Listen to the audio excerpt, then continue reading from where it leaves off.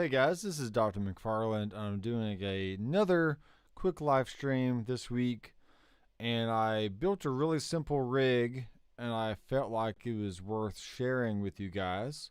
So I'm going to show you the bare bones basics of how this works.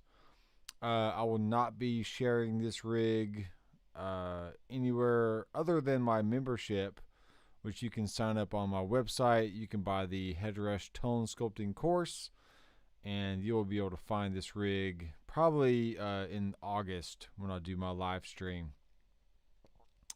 But this will just be one of many rigs I'll include next month. So if you want to go and sign up for that, and you'll get this rig and all future rigs and all future videos that are in that membership. So head over to the website and check that out. Also, before I forget, there are multiple links down in the description where you can purchase things through Amazon and Sweetwater, and I am affiliate of those places of purchasing things. So there you go. So what we have before us is the Headrush gig board, and this is a rig called the Tri-Stack. Now I was basically experimenting with just using a clean amp and then using 3 different drive pedals to either stack all at once or just stack one at a time, or maybe 2 at a time, or whatever combination of whatever combination that you want. So let's turn off the reverb and let's turn off the compression, and what we have left is just an amp and an IR. Now, surprisingly enough, I am using my Dr. McFarland Sonic DNA IR pack, and this is the CB. Yeah, that's right. CB, which is a gig board 421, an MD 421 microphone set to 100% on the fader, and then a Royer 121 down 50%. So I'm blending in the 121 just halfway up to where, from what the greenback microphone is. Okay. And there's other variations of different mics. There's really just 3 different mics, but there's different variations of mics and speakers and on and off axis and all that fun stuff. So like I said before, this should be the only pack you'll ever need if you buy it. But if you want to buy other things from Sonic DNA, that's perfectly fine as well.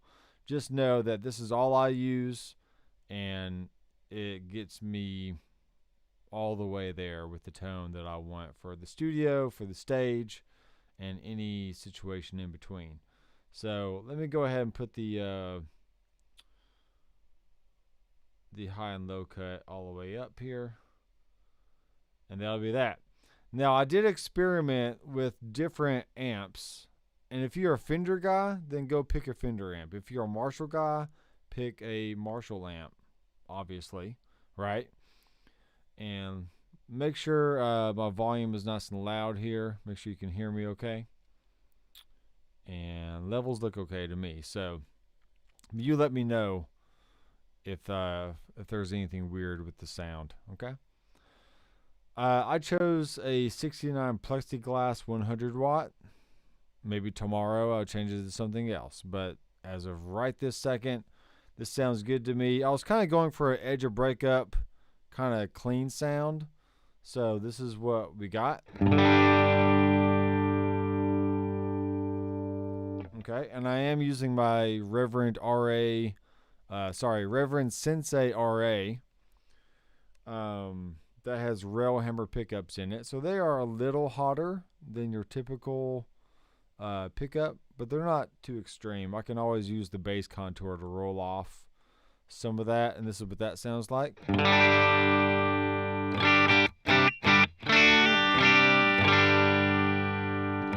Alright, so you can hear that it also got a little bit brighter because I rolled off the bass. So there's a nice area in between.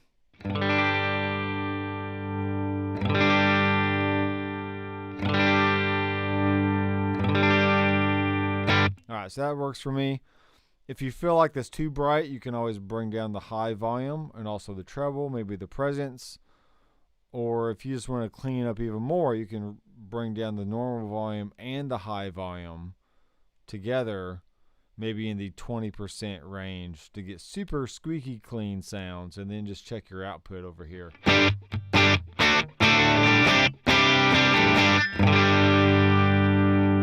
But what I like about this is I can, maybe put it on the middle position or even the neck.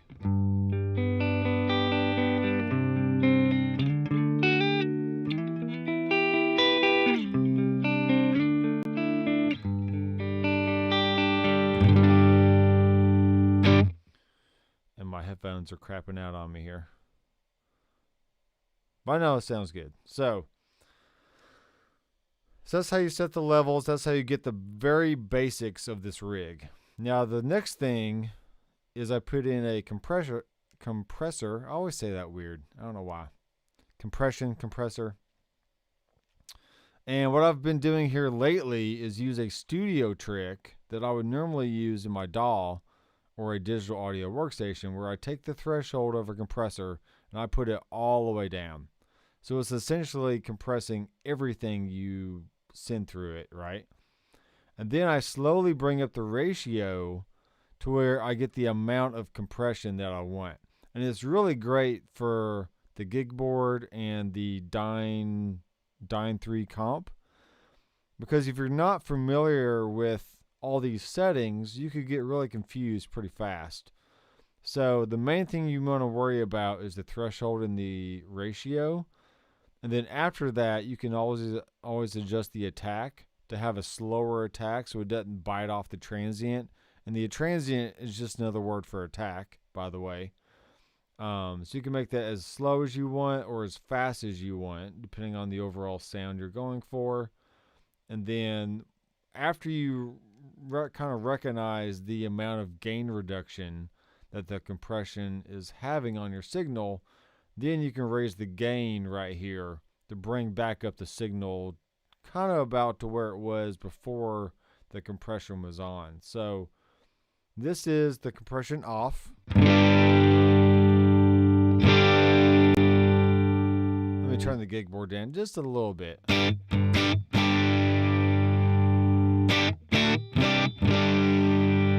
Okay, now we'll turn it back on. Okay, notice there's just a slight amount there's less distortion going on now, because we're not sending as much signal to the front end of the amp, because there's compression going on, which is reducing the attack and the overall transient going to the front end. So all right, then after that, if you really want to have some reverb, I settled on a medium plate, but you can add in whatever you want. If you put the decay all the way up, it would, decay for a little bit longer. Okay, that sounds really good. I want to say this amp does not have tremolo, but other amps have tremolo. So if you like tremolo and you want to add that to a switch or something, I'm using the gig board, so I only have 4 switches, but you could always, if you had a full-size pedal board, you would have more switches to work with, and you can assign the tremolo to a switch, so you can turn that on and off, or have it set up in scenes or however you want. So there's the reverb. Here's some delay.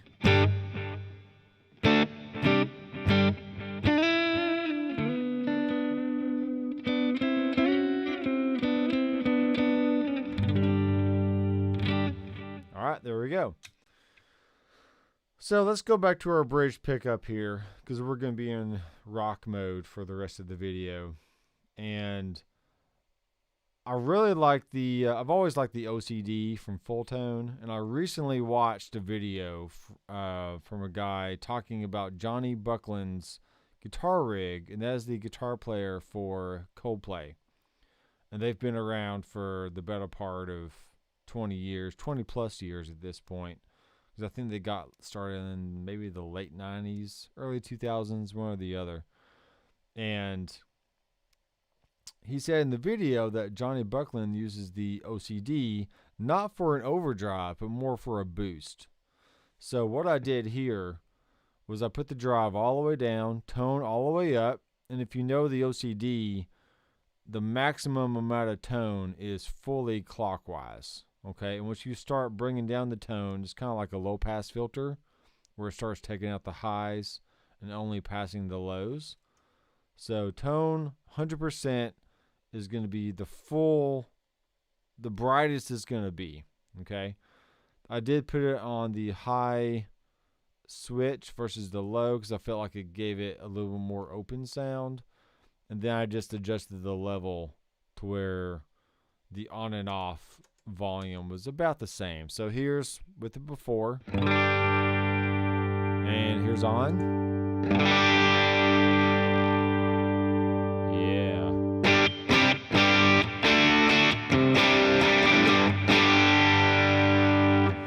And really for most of you people that do blues, country, old school rock, not so much hard rock, that's a lot of gain. I mean, that's more than enough gain than you need for any gig.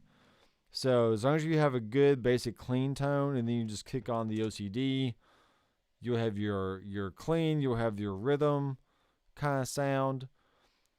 And that's great that you can use that most of the night. So for me, if I were to fill in on the like a country gig, I'm producing a country band right now, and sometimes I fill in for them just to play because they're like, "Hey, come play with us." It's like, all right, cool.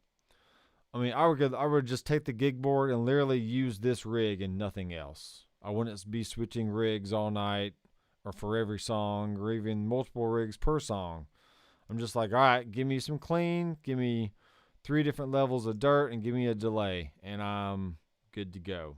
Okay? Try to keep myself my rigs really basic. Okay? Now, if you want to kick in some tube screamer, let's do that by itself. Okay, so here's the before all by itself. And here's the tube screamer.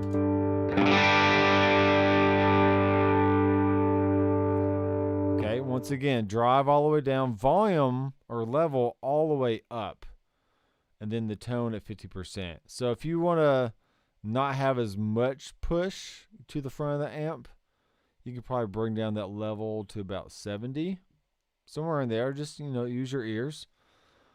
Corey Lynn says, I use Anxiety Drive on my old analog board and stacked it with my Wampler Plexi Drive for solos before HR. Yep. It's good stuff, man.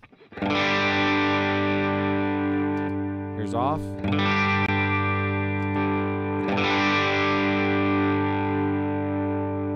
Okay, let's see what we can get away with here while still getting a little bit of boost.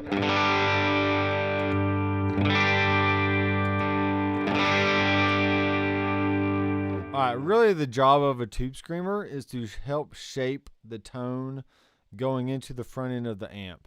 So notice the bass response with it off, and then with it on.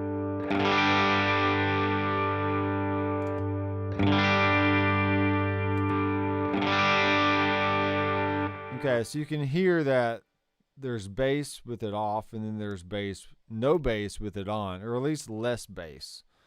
Okay, so that's going to really help when you get into a high gain situation where I've always said this for years, but the more gain you have, the less bass you need, because this is really the more gain is going to beef up the sound anyways. So the JRC, or in this case the tube screamer, is going to just help roll off some of that low end and just tighten up everything, especially with like palm muting and stuff like that. So let's go ahead and crank this back up to around 70 or so. And notice I can just take my finger and just kind of roll it back and forth, and that'll help move things. I can also use the big knob here and adjust it. If I want to touch a parameter, just use the big knob to adjust it there. You can do that kind of cool stuff on the gig board, but not on the full-size pedal board.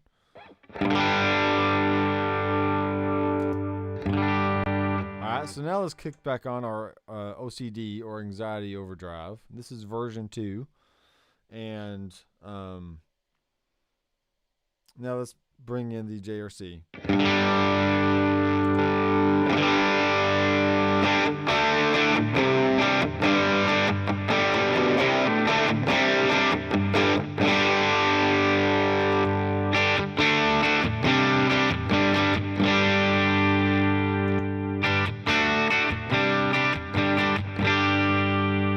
Alright, so with all three of those variations, we did get a slight volume bump the more pedals we added, but maybe that's okay, because when you start rocking more, you got more gain, which also adds more compression to the overall sound. So therefore, the volume does need to come up a little bit just to compensate for the overly compressed distorted sound. Does that make sense? So.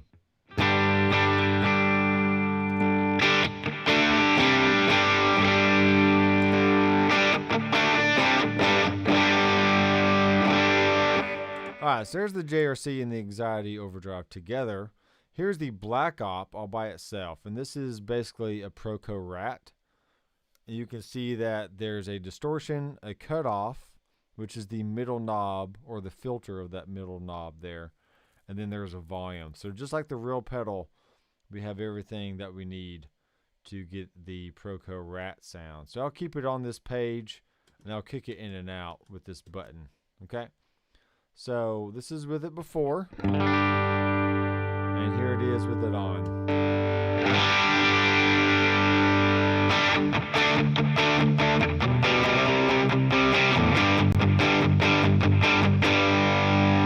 I'm going to turn my delay off here.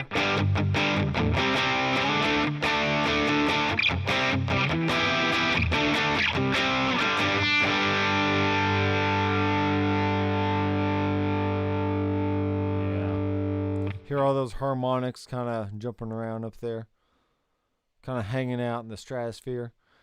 Yeah, Proco Rat, Black Op, sounds great. And I've shot this out against the Line 6 version, the new Wampler Rat's Bane, which does sound really good. And I've also shot it out against an original 1980s Proco Rat. And the Headrush definitely, is up to par with all the other variations out there on the market. So when you buy a Headrush, know that your Black Op, aka your Proco Rat, is going to be top notch. It's going to sound great. Okay, so don't get that fear of missing out, the FOMO fear, and be like, oh, I wish I just had this one other Rat that was so cool. No, the Rat and the Headrush is great, and that's all you need. Okay. Now, let's put in the JRC before that. Let's see what that sounds like.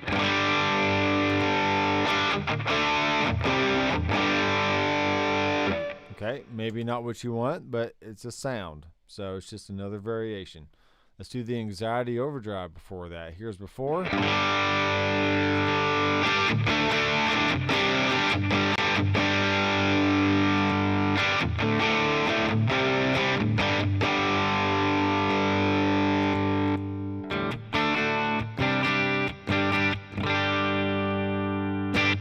Alright, there you go. Now, I did read in the Headrush forum earlier today when I was kind of perusing different posts there that, sorry, I'm trying not to talk right into the mic, otherwise I'm going to get some pee-pops. But he was saying, hey, how can I switch between 3 different pedals? Because it's pretty much, he doesn't use them, he doesn't stack them at all. He just uses one and then turns one off, and then turns on another one, turns it off, turns on another one, and just does that. So no dirt pedal at any one time is stacked with anything else. It's just single dirt pedals on or off. So I suggest doing that with scenes. And how we would do that here is, obviously we have a gig board, so we're kind of limited on actual foot switches to use. But let's just say, for example, that we had switch 1 was clean with no pedals on, And then switch 2 could be the anxiety overdrive. Okay. And then switch 3 could be the black op. So now you have clean, anxiety overdrive all by itself, and then black op all by itself. And if you had more switches, I would assign the delay to a separate switch, and then assign the JRC to a separate switch as well. So you could always kick that in and out if you wanted to kick it on over the clean, or if you already had your anxiety overdrive on and you want to kick on the JRC maybe for like a solo boost, you could kick that on. And then if you're on the black op, you could always kick on the JRC on top of that. So that is a way to use scenes to have separate drive pedals on and off without stacking, but there's always the option by having the JRC on that additional, on the fourth switch right there. The still stack if you really felt like, last minute that you just wanted to stack something just to get a different sound. So there's flexibility in using scenes, or you can just keep them straight. You can have, if you had all, you could do all 4 scenes across 4 switches, or if you had the full size pedal board, you could do 8 scenes within a rig and get different variations of on and off states of all your pedals. And like many have mentioned before, you can also do block presets for your amp. So you can literally have 8 different amps in one rig and just switch everything with scenes. But I don't like doing that as much because the rig or the block for the amp does make a little bit of a pop noise when you swap between different amp blocks. So, and I'm not a fan of that. So I usually just try to stick with one amp within a rig and then just use the rest of the scenes for switching out different pedals. So I hope that helps you guys. Once again, this is just a very simple rig. You can totally make this yourself. Just follow along through the video again if you want to rewatch that and just kind of build your own tri-stack rig. Otherwise, this will be available in the August edition of the Headrush Tone Sculpting live stream.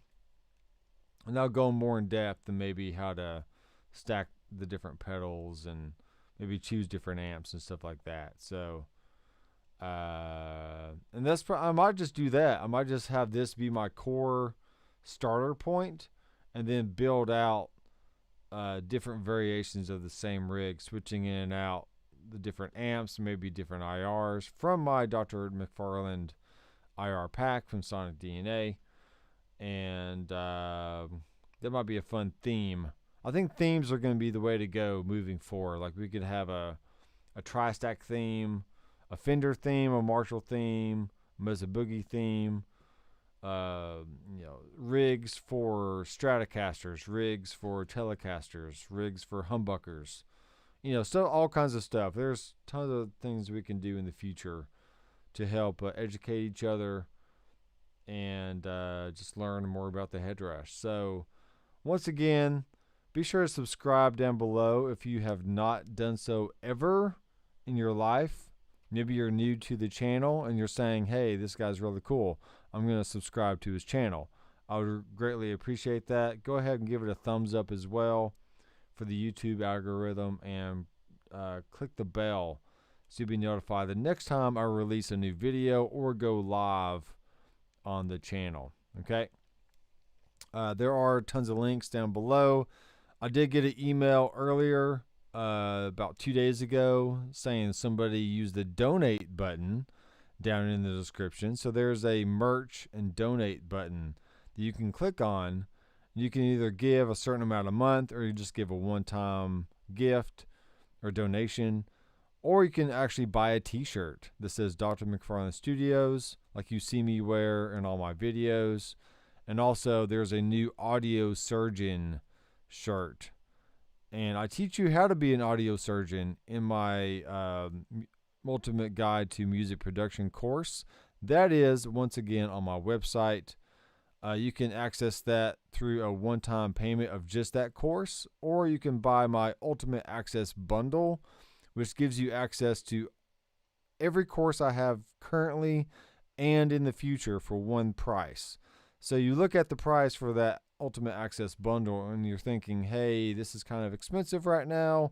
But really, if you look at it as if you're taking four lessons a month from a private instructor, like $25 a pop, which is about the going rate here in Nashville. I charge $20 for a 30-minute lesson. So, but if you want to charge 25 or whatever, that's perfectly fine. But anyway, it's $100 a month. And then after 4 months, which is about the same price as my membership, you're done for life. And now you have everything I'm ever going to release there in the membership. And I keep it all updated. And it's great. So if you're looking for a private instructor, but you don't really have one in your area, then feel free to contact me. Ask me any questions you want about my membership, about the way I teach, and all the different stuff. And you'll learn about music theory, about the Headrush, which is really more about amps, pedals, guitars, getting good tone with really any guitar setup. It doesn't have to be the Headrush, because all the concepts still apply. And then you learn about music production, which I'm in the process of finishing videos for the mixing, the mastering, and also all the recording style videos, like how to record drums, how to record guitar, acoustic guitar, electric guitar, bass guitar, how to record piano, how to record vocals, all that stuff. All that stuff will be added very, very soon. I'm always working on adding new videos for that course. So, with all that to say, if you want to be educated here in 2021 and you're looking for a good instructor, maybe mentor to help guide you in all things rock and roll and sweet tones for days, then please contact me, drmcfarlandstudios.com. I'll be happy to help you out. I've been teaching private lessons for like 15 years. I just love teaching, and I'm here if you need me. So subscribe, click the bell, check out my website, donate for a one-time gift, or buy a t-shirt, whatever you want. But all the links are down in the description. And stay tuned in August where you can access this pack in the membership and many more. So this was a fun live stream. I think I'm gonna try and keep things simple like this. So maybe just set up one camera. I got a microphone going into a little PreSonus Studio 1810 interface. And as long as you have the mic, any input going into 1 and 2, then your OBS, or in my case, Streamlabs OBS, will able to pick up that signal and live stream it out into the interwebs. So that's how I'm live streaming right now. And my setup is always changing. And I might pick up an RME interface in a few months. I might get an Apollo. I might just stick with what I have. Who knows? But all good things here. So, all right. It's late. I'm going to go to bed. And thanks, guys, for watching. So, once again, I'm Dr. McFarland.